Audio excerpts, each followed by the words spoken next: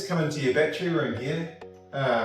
Amazing job. Yeah. I mean, you've been in the industry for quite some time now, Jabyn. Yeah. What are you looking for in a good battery? Reliability is a big factor. Like, this is solid metal frame, serviceable. You can pull the front off it, we can service the entire battery to replace cells if we had to, versus ripping the entire battery out. Good quality BMS that's capable of being managed as well as unmanaged. If there is a comms error, it looks after itself. We're not dealing with any sort of external errors or anything major. Temperature rating, internal built-in heating helps for cold climates, and the metal enclosure sort of acts as a heat sink for hot environments. But obviously this room for longevity is temperature controlled, but long term it's all about reliability and solid form factor. Yeah, you should be pretty proud. Yeah, it's a good finish, Yeah, so there's a big change at the moment. Like a lot of these off-grid sites in the past have gone with lead acid more than the lithium. And so why have you gone down this path now with the lithium? Expandability. Previously you had to add another lead acid bank, which isn't very cost effective, especially when the previous bank was sized to the previous installation. It's doubling the size of the battery rather than just adding a bit of expansion. And I suppose the other one's energy density. This is 100 kilowatt hours. That equivalent in lead acid would probably fill this room. Wouldn't have any room left to sand. Slab size and different soil types. We'd have to add thickening beams. The cost in itself, even just cost is the main driver for customer return on investment.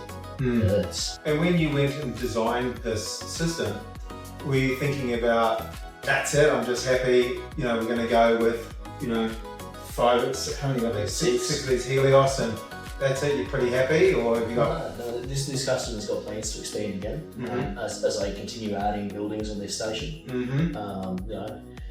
Power, more employees, better cattle operation, they're going to need more staff housing, that sort of thing. It's built for expansion. We can slap another inverter on, we can continue adding batteries around the room. Okay. With lead acid, we'd probably have to build another room. Okay. So there's a lot of batteries out there on the market. So how did you land on this particular one though? I mean, that you've obviously uncovered all of those features and that are going to be super beneficial moving forward, but how did you end up there? Trial and error, I suppose.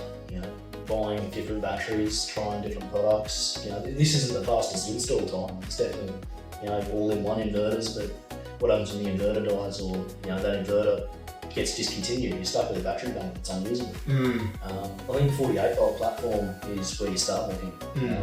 Anything in the 48 volt range is, at least you can swap the battery later, swap the inverter. It doesn't have to be Doyer, it doesn't have to be Victron, it can be anything that's 48 volt.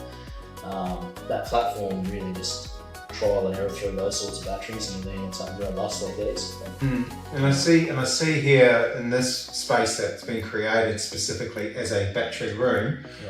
I mean, as we've gone through the property and see the vision of the property, there's a big shed here. Why didn't you just chuck this in the corner over there? Why did you have to go and build this purpose-built battery room? Well, in most cases, a lot of customers and a lot of sales people and installers would just go screw a sheet of ply up and stack a system in the corner of the shed, in the corner of an off-grid system. But this is about customer longevity. This room's here standing for the life of the property, here for another 50, 100 years, whatever it's capable of standing for. We've seen in the past like red flow batteries, pelletized sort of different battery technologies come through. We're not, I've seen in my lifetime 3 or 4 battery technologies come through. Who's to say this is the last one? They might get 10, 20 years out of this and then they need to change to different battery technology. Whether that's a water storage method or a red flow or something like that where it's a different form factor. This room's built to suit energy density and whatever we see as a long-term factor in the future. Right.